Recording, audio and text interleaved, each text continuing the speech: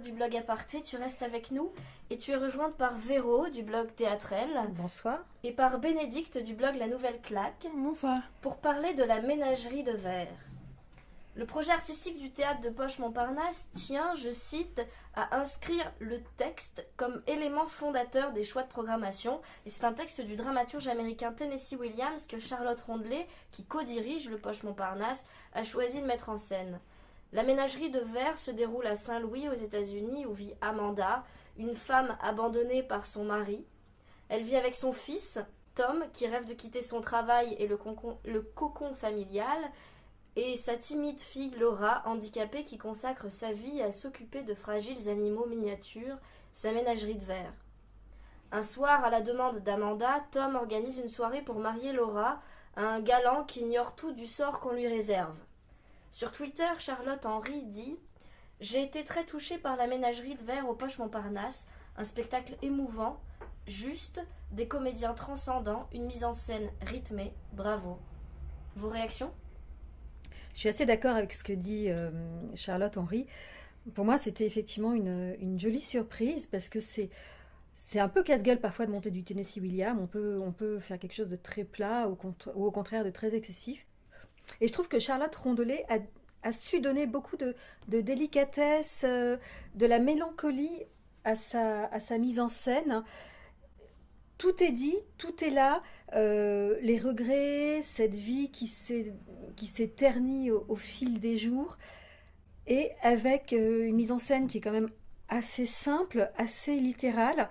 Elle repose beaucoup sur le décor évidemment, mais aussi sur le jeu des acteurs, et ils sont tous les quatre vraiment formidables, toujours très très justes, jamais excessifs. Cristiana Reali, je la trouve absolument magnifique, alors j'y allais pour elle, tout en étant un peu inquiète, et je trouve qu'elle porte le rôle avec une espèce de force intérieure. Elle est extrêmement lumineuse, et elle exprime vraiment toute cette tristesse, toute cette mélancolie, toute cette vie qui ne s'est pas déroulée comme elle l'aurait voulu, toute cette beauté qui s'est fanée avec la vie. Et Cristiana Reali, elle est totalement lumineuse avec ça, elle porte ce personnage, elle porte cette famille, elle incarne vraiment Amanda, et je l'ai trouvée incroyable. Et les autres sont formidables. Ophélia Cobb est géniale. Charles Templon, dans le rôle du frère, il est assez touchant quand il joue les scènes du frère, et également il a beaucoup de présence et de charisme quand il est le narrateur de l'histoire. Et Félix Beauperrin, dans le rôle de l'invité, je l'ai trouvé aussi parfait, touchant, drôle. Il apporte un espèce de contrepoint un peu comique parce qu'il est beaucoup moins abîmé, beaucoup moins fêlé que les autres. Et je trouve que voilà, cette répartition des personnages, Charlotte Rondelet l'a vraiment bien trouvée. Elle a su saisir tout le sel de la pièce, tout le sel des personnages qui reportent vraiment sur la psychologie des membres de cette famille. Et voilà, elle le livre au public avec beaucoup de simplicité, ça touche au cœur, c'est lumineux, c'est beau. J'ai été vraiment, vraiment conquise par la pièce. Claire du blog Aparté. Oui, alors moi, pareil, ça m'a fait penser un peu aux grandes sagas familiales qu'on peut regarder en série ou à la télévision, qui pourraient paraître un peu datées. Et moi, j'ai vraiment ressenti ça. C'est-à-dire que, comme tu disais, c'est une histoire de famille, en fait, comme on peut en voir beaucoup. On rentre vraiment dans l'atmosphère des années 30, dans cette famille américaine qui a été quittée par le père, et donc tout revient sur le dos du jeune fils qu'on sent habité par une autre envie. Et ce que je trouve beau aussi dans l'écriture de Tennessee Williams, c'est qu'on peut les détester, on peut les aimer, mais on les juge jamais, ces personnages. Notamment ce rôle de mère qui est incroyable. Alors je suis d'accord, Cristiana Reali, je l'ai trouvé magistrale. J'avais un petit doute vraiment sur son jeu d'accès au théâtre, je ne l'avais jamais vue au théâtre avant, et je la trouve superbe. Moi, elle m'a fait penser à plein de personnages de ma famille, plein de personnages féminins avec vraiment cette force. Parfois elle peut être insupportable et détestable parce qu'elle veut arriver entre guillemets à ses fins, mais c'est pour ses enfants, notamment pour sa fille. Notamment cette scène de dispute entre le fils et la mère en coulisses, qui est très beau parce qu'on ressent en fait tout ce drame en fait de la famille. Alors moi j'ai une petite réserve sur la sœur, sur le jeu d'Ophélia Cobb, que j'ai trouvé très mécanique. Je n'ai pas réussi du tout à être émue par son jeu, en fait. Et c'est juste au moment où il y a eu justement ce jeune homme, le jeune galant, joué par Félix Beauperrin, que je trouve absolument exceptionnel, ce jeune acteur, qui apporte une force de vie incroyable et qui lui permet, je trouve, je la sentais plus naturelle avec lui dans ce duo-là.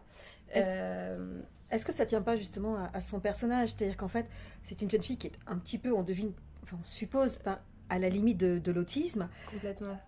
Est-ce que c'est pas justement dans son personnage, c'est-à-dire que tant que son prétendant, entre guillemets, n'est pas arrivé, elle est très mécanique parce qu'elle est régie par des automatismes dans sa vie. Et peut-être l'arrivée du jeune homme va la révéler, va la faire un peu vivre autrement, désirer autrement, et va lui faire entreapercevoir quelque chose auquel elle aspire secrètement elle aspirait secrètement quand elle était jeune au lycée.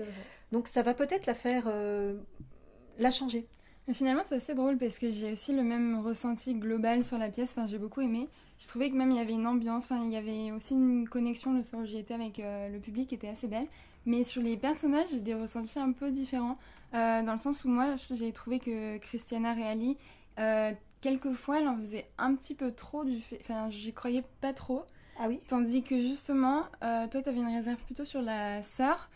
Et en fait, moi, je trouvais que c'était très beau parce qu'il y avait des moments où son jeu, je pense que ça doit être assez compliqué, ce jeu-là, son jeu faisait tour à tour différentes choses parce que ça provoquait soit le rire de la salle parce qu'elle était à côté de la plaque sur certaines choses et on sentait qu'il y avait un décalage de cette personne qui n'est pas forcément adaptée. Et donc nous, en tant que spectateurs, ça créait le décalage et donc le rire. Tandis qu'il y avait aussi des moments où ce décalage-là et ce caractère qui fait des choses assez inattendues a créé aussi une émotion. Et du coup, j'ai trouvé ça plus vrai que la mère qui des fois était trop dans le faste perdu et dans tout ce qu'elle n'a pas eu elle et qu'elle essaye de faire ressortir pour ses enfants. J'ai trouvé qu'il y avait des moments où j'y croyais pas trop, quoi. Je voyais très bien ce qui était joué, quelle était l'intention, mais je le ressentais pas, alors que je ressentais beaucoup plus d'émotions avec les trois autres personnages, parce que Charles Templin aussi, j'ai beaucoup aimé. Il y a des moments où on sent qu'il a envie de faire comme son père, de partir sur quelque chose d'aventureux et qui contient aussi une rage par rapport à sa famille et à sa mère. Et il y avait des moments aussi où il était assez émouvant, et puis le jeune, quand il arrive aussi, ça c'est vrai, c'est vraiment la bouffée d'air frais qui aussi dérègle complètement ce petit monde qui est très clos. Et du coup, j'ai le même ressenti global, mais ouais, sur les personnages, des petites... On est peut-être touchés différemment en fonction de nos propres ressentis, de nos propres vécus. Exactement. Et de nos propres personnalités. J'avoue que moi, cette mère m'a absolument bouleversée. Mais l'ambiance est belle. Enfin, je sais pas vous, mais moi, le soir où j'y étais, il y avait quelque chose il y avait un truc dans l'air, du fait aussi des décors et... Enfin, je sais pas, il y avait quelque chose d'incarné, quoi. On est totalement transporté dans cet univers. J'ai beaucoup aimé, mais limite, j'aurais préféré que ça dure plus longtemps parce que à la fin, il y a quelque chose, je vais pas dire quoi, mais moi, j'aurais voulu savoir après qu'est-ce qui se passe. Et donc, sur l'idée de la série, j'aurais bien aimé pousser plus loin et savoir qu'est-ce qui allait leur arriver. Sur ma fin à la fin. Ouais. Ah oui? Je m'attendais pas à ce que ça soit la fin. Ouais, moi, je m'attendais quelque chose. D'accord. Je trouve cette fin très mélancolique, justement, très fataliste. Sans trop en dire. Sans trop en dire. Et oui, la salle était complètement conquise. Bon, à un moment, il y a un téléphone qui a sonné, la personne a cherché à éteindre son téléphone, elle est partie parce qu'elle n'arrivait pas à l'éteindre, donc ça a un petit peu cassé l'ambiance, on va dire. Mais justement, les comédiens ont réussi, en un rien de temps, à se remettre dedans et à replonger la salle entièrement dans l'émotion, dans l'histoire. Et ça aussi, c'est du talent. En tout cas, ouais, c'était une super équipe et encore une belle production du Poche Montparnasse. Une très belle pièce. Ouais, à voir. Eh bien, vous avez jusqu'au 13 janvier 2019 pour aller la voir ou la revoir. La ménagerie de verre de Tennessee Williams, mise en scène par Charlotte Rondelet, au théâtre de Poche Montparnasse. Les représentations ont lieu du mardi au samedi à 21h et le dimanche à 17h30. Merci à toutes les trois.